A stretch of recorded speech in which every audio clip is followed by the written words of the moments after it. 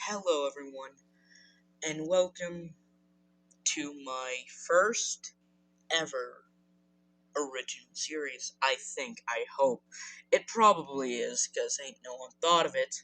Well, the idea behind it is pretty, not really used a lot, but it has been done. As you've read the title, I feel like this might be one of my most ambitious what-ifs ever, as it's gonna take a lot of plot armor on Deku's side to make it happen. What if Deku was Bell from Call of Duty Black Ops Cold War?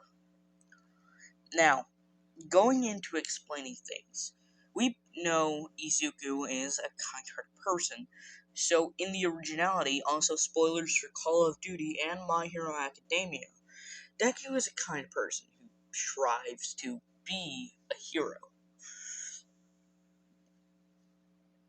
Now, in this world, again, 80% of the population have quirks. However, only 5% of that population has an actual good quirk, which means anyone with a bad quirk or a low-grade quirk, as they're referred to, is looked down upon, but the quirkless are looked down upon even more. Now, what this would allow me to plant in how he would basically go to the backstory of Bell. As we learn by the end of the game, Bell is actually a what people would call a sleeper agent. Not one that was relaying information to Perseus, but one that was brainwashed into working for the CIA. He was an associate for Perseus. So, this explains it. Quirkless people are looked down upon, and often low-grade quirk users often hurt the quirkless even more because of how much rage they feel from the high grade, because there still are a lot of high grades, and most high grade quirk users are in Japan. So, Izuku is born, his life goes the same until he's 4, and he finds out he's quirkless, and this is when it starts. Inko, I'm sorry, Inko, but she's not the kind-hearted person like that. As I said, well, actually, scratch that, because now that I think about it, Inko's quirk would be a low grade, so I don't think she would actually do that to her own kid, and plus, Canon Inko's the best mother, so scratch that. I was gonna do that, but I've got a more tragic story. So, Izuku is bullied, but 10 times worse, and Bakugo is a high grade quirk user. So, yeah. 5% are high grade. I think I said 5%. It's 5%. And only 2% of those high grade users go to UA. The rest of them get fucking rejected because they're not good enough. And don't ask me. Because, don't ask me how the rest of his classmates got in. I don't know. Any quirk user can really get in. They just have to prove themselves. But it's mostly high grades. That's what I'm gonna say. Yes, to explain why the fuck Mineta and Taru or Hagakure is in his class, or will be in his class. Shit. So, this Izuku's story would go the same, but the bullying would be 10 times worse. And the fact is, Izuku had a high-grade quirk. Just one that no one really got to see, but because he's never been in a life-death, near-death situation. And the quirk is called, what should I actually call it? It's actually called regeneration. Just regeneration, as I don't have a cool name for it. But how it works is it basically can revert or fix any injury that the user doesn't want fixed. If your arm got cut off and you want that to be healed, it will be healed. Any injury you don't want to be healed, say if you got a scar and want to remember it, it won't. But if it's too bad, if your arm got chopped off, it would heal it no matter what, But how it worked is it wouldn't be on all the time. it would only activates once every week, which means you'd probably be in a coma for a week before your quirk activated. So, yeah. Izuku's not quirkless, but the doctor can't really see anything because it's not a fucking mutation in his toe. I don't understand. Like, the quirk's not a mutation. If quirks aren't a mutation, then how the fuck does their toe matter? Because, like, what I'm thinking is there can also be, like, quirks that just change DNA, kind of like there was with the old passing down quirk thing. Or, you know, the whole that whole theory that not everyone is quirkless, but only a small percentage have quirks that are only useful if they have others. You know what I mean? But Izuku's treated 10 times worse. He'd always come home beat up and beat up, and because he doesn't know he has the quirk, he doesn't like. He wants them to heal, but he doesn't know he has the quirk, so he has to be aware of both these facts. As these facts do become knowledge to him, if he accidentally heals himself, like, it will activate no matter whether he knows or not, if he's close to death. So, Izuku would still meet All Might. He'd still get the same talk, he'd still try to save Bakugo, and All Might would still make him his successor, because All Might's still a good person. Now, I'm gonna say this. One for All's not foolproof. It doesn't have, well, it does have the factor where both parties have to, like, accept the transfer of One for All. However, if the person using One for All is marked as a bad person by the individuals around him, it won't require that. It's a pretty fucked up logic, I know, and it should be decided by the actual past users, because they exist in his mind, which is kind of creepy. But that's just how One for All works. So I'm going ahead and explaining what everything's going to be led up to, because if I don't explain this now, you're going to be asking me, like, what the fuck later. So he still gets into UA.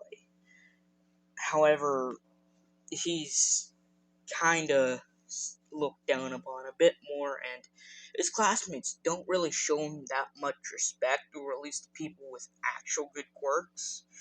The people with, like, kind of bad quirks or don't have that much control over it yet actually are friends with him, but, like, Bakugo, he's like, where the fuck you get a quirk? Same thing as King Cannon. Uraraka would technically not be friends with him, as her quirk is powerful in its own right. So I don't think, if I'm going by my logic, she'd be friends with him. She wouldn't really bully him, as we know she's still that kind-hearted person, but she just wouldn't be friends with him, not because he's weak. She wouldn't care about that. She just doesn't want to be seen as weak.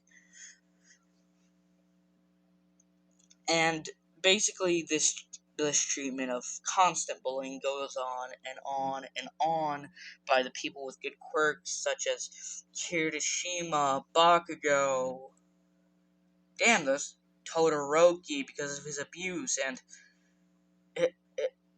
damn, those are the only good quirks in the class besides One for All, which I can't One for All bullying Deku be like. Yeah, sorry.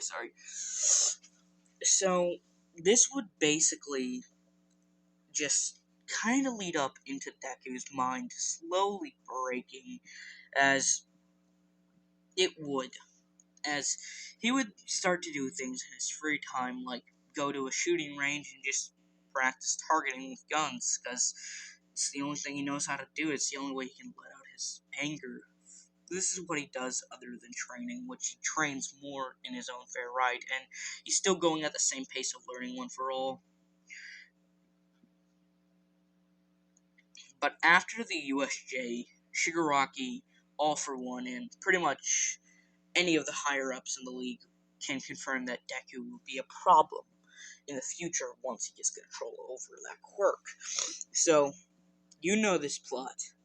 Izuku is framed.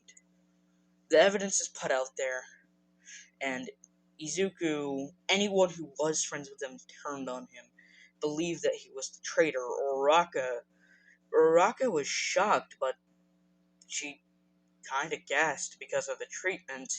Because the treatment is bad, like, very bad. Like, please just allow me to jump off and die a few thousand times instead of this bad. So Uraraka understands and is actually happy that if he gets thrown in jail, hopefully he'll get better treatment. Because she's still a kind-hearted person. But everyone else just turns on him. Bakugo is in complete shock. And honestly doesn't really feel responsible because he's like, I'm too good. I never did anything to the nerd. I've been too kind to the nerd. Todoroki and Kirishima. Todoroki feels like bad, very bad, realizing that he's almost as bad as his father, and Kirishima's a fucking simp for Bakugo, so he's like doing the whole, oh, we did nothing to him. And the rest of the class just aren't minding this, and they're just pissed at Deku. So this information gets to All Might, and he knows it can never be Deku. But he knows about the rule of one for all. So the chain that kept one for all from being taken then cracks and breaks, allowing one for all to be taken at any minute until he's redeemed as a good person, or at least seen as a good person. So Bakugo doesn't know this rule. He does know one for all because All Might told him prior, and he's like, why'd you give it to that damn traitor? And All Might just can't speak, but he's like, it can't be him. As Izuku comes into class, just coming back from the funeral for his mother who had recently passed away due to old age, or, yeah, that's all I'm going to say because I don't really want to put anything else into this. As Izuku's beat up severely, and Katsuki then takes one, tries to, like, just accept the fact that you're a traitor and give up the quirk, as Izuku can't speak, as no one else actually heard this, because this is after the beating had stopped, which he's got scars all over his body. He's severely wounded. One of his arms is just completely gone, and tomorrow's the day where it activates. He can't die in this time, but he looks like he's dead. So, right before he presumably dies,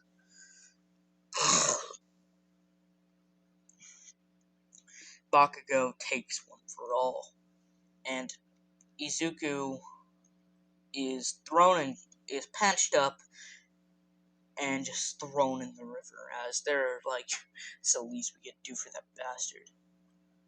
The next day, he is found by someone. We don't know his name, but we know him as Perseus. He is bound by Perseus and taken in. And Perseus felt bad for the kid. Like, Perseus' quirk, I'm just gonna say, is memory reading to a low extent, only if people allow them to read his memories, which also requires them to, one, technically be aware of one very fact that not many people are aware of. So I'm just making it to where Perseus can't just, like, alter the whole line of it and just, just go to the CIA and ask for the detonation codes. I don't want that. So we're gonna say he can only use it once every 10 years. And he uses it on Izuku because he honestly feels like maybe it could help. And he sees his past and he feels bad for the kid. Izuku's body then starts glowing as his arm then reglows clothes and his body scars are completely gone. On even the scar on his arm, which he had vowed to keep on there as a reminder of his strength, because, like, he didn't want a reminder of anything. He wakes up in a what looks to be hospital room or an infirmary, as Perseus would then walk in explaining where they are and what happened, and that would explain Izuku's connection to Perseus, how he became a Perseus associate. And Call of Duty Black Ops goes the same from there. The green light bombs are planted in Europe as a defense mechanism, and also as a mechanism to threaten Europe if they ever try to, you know, uh, betray the US, which in real life would never happen. But in game aim standards, that's what I believe are the two reasons for it being used. So, the same thing happens. One of the bombs still gets stolen, and it still gets defused. It still gets defused. Not defused, but reverse engineered for the codes. And Bell is still found, or Izuku, who is still betrayed by one of the Perseus associates, who is an asshole for shooting a 15-year-old, by the way. But around this time, the powerful quirk population had risen up to 80%. All 80% of quirk people, or at least most of them, because not all quirks are fucking powerful. As the great quirks start to slowly fade, and a lot of the bullying for weak quirk users stop, as at least they have a damn quirk, as Izuku in this time was proven innocent, and people feel bad. Bakugo just doesn't care, and All Might has taken one for all back, and really wants Bakugo expelled, but he's too powerful, and the school sees powerful assets as, invaluable to replace. But not Nezu. Nezu's higher ups, the government. The government. Fuck the fucking government. I'm joking. I'm joking.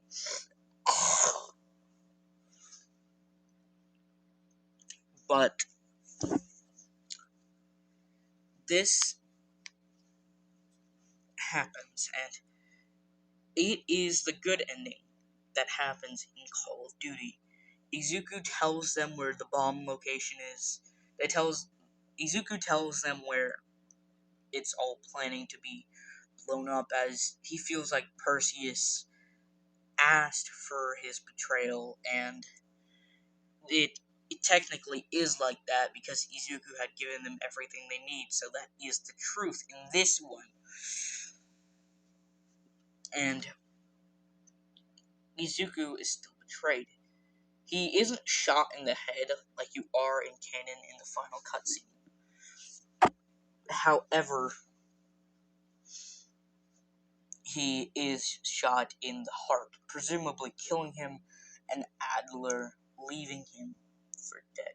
Now, you might also be wondering, how the fuck would the Vietnam memories work if Izuku knew he wasn't old enough to be in Vietnam?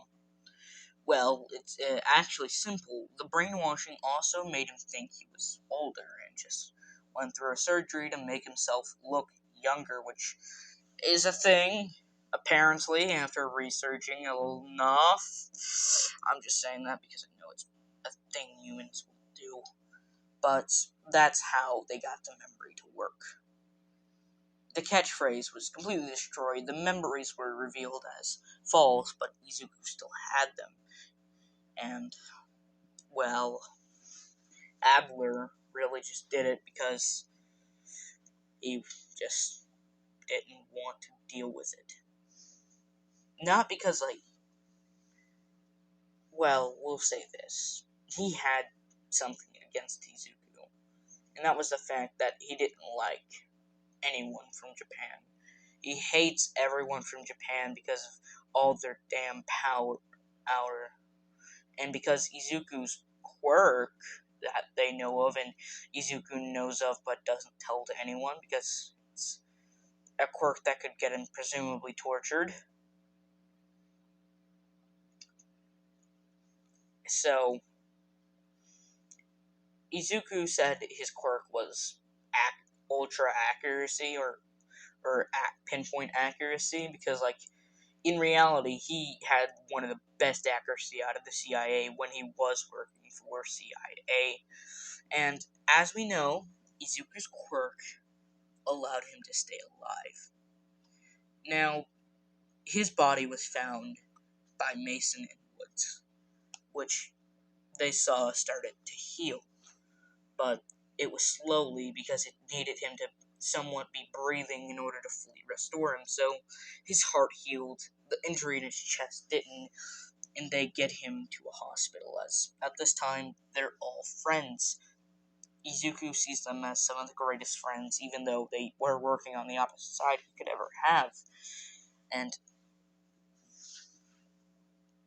his quirk activates 3 days later. And, well, what do you know? He's completely healed. He wakes up, but his memories are blurry. He can't remember anything about the last mission. He can't remember anything about Vietnam because he wasn't there, and the memories aren't getting erased. It's just too blurry. He can't remember anything about Perseus, anything about the bunker. He can only remember his time at UA and waking up to someone helping, which he still remembers a key factor, that person almost got killed, so he ain't gonna go looking for him and rejoin him. Don't worry. But Izuku, by this time, like I said, is proven innocent, and it's the second year of UA. And I'm putting up most major events. The USJ is the only thing that happens in their first year, so I can give the LV a reason to frame him. So every other major event happens, presumably in the second or second. They've been there for 2 years and a half now. That's the time span that all the Call of Duty shit happened. And Izuku can't remember Mason. He can't remember Woods. As they understand, whatever happened, it jogged his mind. And he's basically sent back to Japan, his hometown, the place where he wanted to go back more than ever. The place they heard him talking about so much before in the CIA hideout. And one day he wishes he could go back to his family, or his family who he presumed is still alive, because his memories, again, were altered, and this kind of messed with his real memories as well. So, after all these memories are blurred out, the real memories, the ones that weren't fake, the ones at UA, were revealed, and his eyes are kind of dark and gray now, because he knows his mother is dead. He also knows that whatever happened in the blurred out memories, he thought they were alive, because that's one phrase he can remember. I want to go home and see my mother again. And he also said some of the things about some of the sweets there, as Mason and Woods wanted to actually try a few of them now that the whole war thing was over. However, sorry Mason and Woods, you still have Call of Duty 2 to attend to, which Call of Duty 2 doesn't fucking exist in this series, so don't worry. So, Izuku is sent home. The ticket was paid for by the US government as an apology for what happened, even though Izuku doesn't know why they're giving him an apology. And Adler is fucking shocked out of his mind. as after he lands and gets a hotel with a bit of the money the CIA gave him, he goes to sleep and his memories start rebuilding themselves again. And he remembers everything. He's mad. He's mad at Adler. He's thankful that Mason Woods saved him. And he's overall just shocked at everything that he just went through in the past 2 years. Not 2 years, past year and a half. Yeah, I finally could say year and a half, right? Thank God. So, after people had heard Izuku, the false traitor, had returned, immediately what remained of Class 1A immediately went to find out where he was. Not what remained of Class 1A. Class 1A minus Bakugo, Kirishima, because he's still a fucking simp. For Bakugo, as we all know, didn't care about Izuku.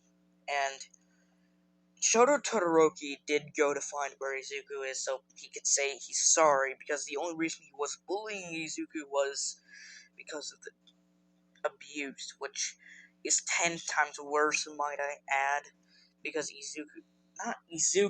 Todoroki completely despises his father, and that's not a fact that's hidden from his father, unlike in canon. I think it's hidden from Endeavor anyway. Now, when they finally get information of that Izuku's in an apartment, his past friends, and Todoroki go there and apologize. He doesn't forgive them for what he did, but he does forgive Todoroki because he understands. I guess I'll also remind this, Todoroki didn't help them. Like Uraraka did not help them beat Izuku to death. Because this was the time when Todoroki started realizing that he wasn't wrong, that he was no better than his father. Now, he accepts Todoroki's apology, but he then just tells everyone else to fuck off, which surprises them because they just thought he was a very kind-hearted, very innocent person, which then just hits them even harder when realizing that they should have realized that he was too kind and too innocent to do this. He's given an offer to UA, and the only place he can take back is the Class 1A seat, and he goes there, and just learns a lot of crap about being a hero, as he wants to accomplish this so he can get his revenge. Not revenge, but he wants to reveal Adler for who he truly is, for betraying him, but he starts thinking maybe there's something he did that he didn't know about with his time in Perseus, so this is slowly starting to make him question what damage did he cause while he was with Perseus. And this just kinda, he's just there. The CIA still has no clue what happened, and Adler just said they were talking in that location, and then he left Bell to ponder in his thoughts, and then suddenly he heard a gunshot coming from that direction. He thought nothing of it, just go with him. So he just tells Mason, he just was walking back to make sure everything was alright, and then saw Mason Woods carrying Izuku. So he did act like he was worried and surprised that this happened. But he really wasn't. So,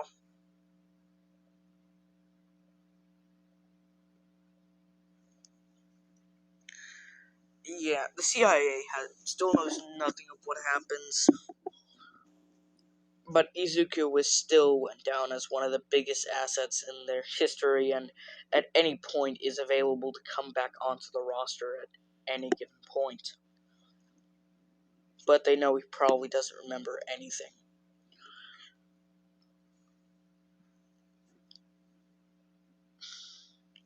Which they start looking more into his background after he leaves and finds out that he was accused of being a traitor to UA of all places. And they felt sorry for him. And they realize that that's why he was with Perseus. He was betrayed and accused for being something he was not, a traitor.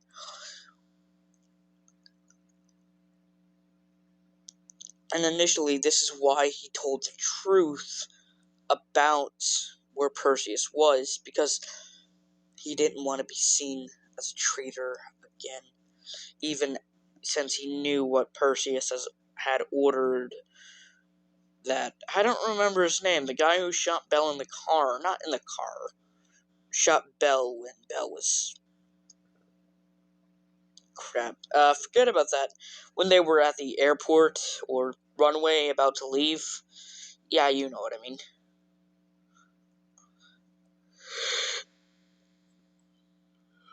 So, Izuku returned to UA, everyone feeling kind of bad for him, a lot of people just ignoring him as, and a few people who still thinks he's the traitor, and like, why are you still here, you filthy traitor, as they're all shutted up by the cold stare of Izuku as he goes to class and continues to learn, as I mentioned before I started rambling, and a few days go past, and, well, what's next after the USJ? Isn't it the sports festival? So, the sports festival is announced, and it kind of goes to canon. Before he asks, does Izuku have one for all? No. He's mainly a support hero now, just aiming to be good with rubber bullets and guns. So, he doesn't get first place in the race, so he doesn't get targeted, but he does get enough to go to the final battles. He still talks the same sense into Todoroki, but he still loses, and how he won against Shinzo is because he's just superior in what he knows. And what he knows combat. He knows hand-to-hand combat.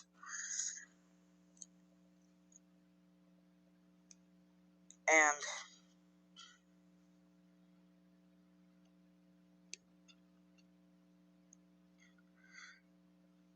so that's basically how that went. Izuku did get third place in overall rankings. So that's what we'll say. Yeah, don't ask. So they then say, so Adler's team is now known throughout every country as people who stopped Europe from being attacked. As Bell, no one knew his name. No one knew it. People just knew him as Bell. Someone who was sent home to Japan after being shot after the mission. Which a lot of people are suspicious about. They're like, what? A lot of people are like asking themselves, what? None of the people are making connections between Izuku and Bell. So, UA hired the CIA to allow that team to come and basically teach the students combat skills to when they're not using quirks or can't.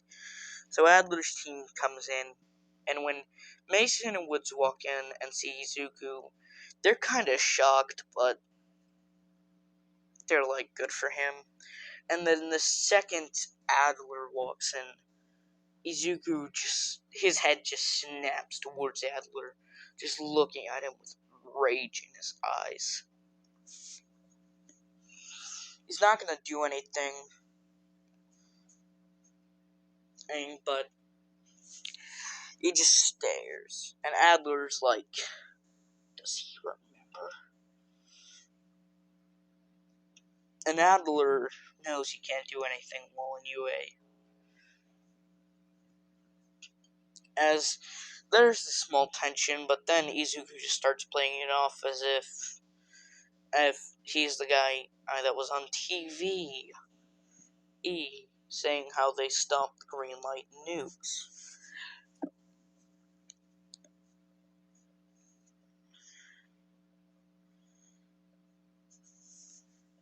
So,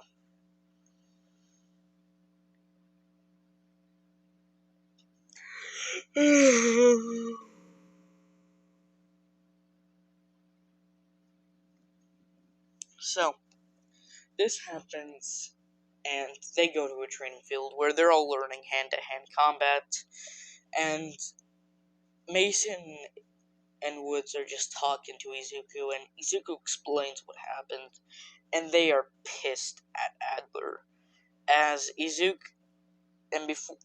also handed them a bit of security footage he got from the island, because he requested it after he got his memories back. He showed him it, and found the footage of him getting shot, which was sent to the CIA, and they were mad, because Izuku was an innocent person who was turned to the wrong side, who then redeemed himself by essentially saving all of Europe, and Adler just did that, as they were pissed. They were just pissed off.